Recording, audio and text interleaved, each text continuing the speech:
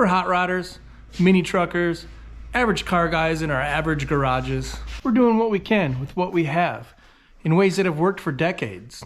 That's hot rodding. In our world, nobody cares what top builders somebody's worked with. Bob, the Doozers, Al from Tool Time. We don't care. We don't care what tools somebody has or what major awards they've won. Most of the shows we go to don't even have awards anymore. And if they do, maybe a top 40 or top 75. We're there for fun. We're there for friends and our community. We're there to catch up with friends that we haven't seen in a year. And we get to see what they've been up to and see the progress with the passion that they have with their car. Whether it's being done with the latest and greatest tools and techniques or the way that his grandfather handed down to him. These here actually don't represent what you might think they do. I keep these around because they're special to me, but not because of how nice my car was or how exactly it got that way.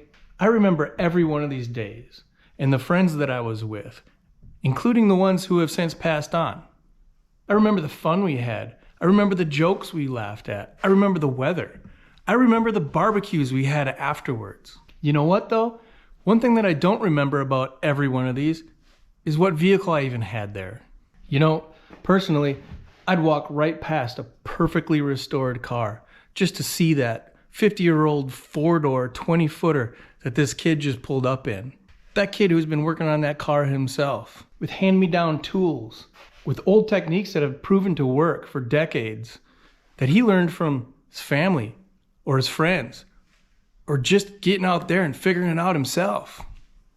In my opinion, that kid deserves one of these plastic memories far more than that guy who spent 2 years of an average Joe's salary for his car. See, in our world, we care about our time in the garage with our friends and our passion, and that is literally it. If you can't watch somebody build something that's in an environment that's not perfectly climate controlled, if you can't handle seeing somebody use a tool that's not the latest and greatest thing at Sema, or isn't using the newest techniques and products, if you can't just have fun in the garage, this channel might not be for you. There's no expensive CNC machine, water jet, plasma table.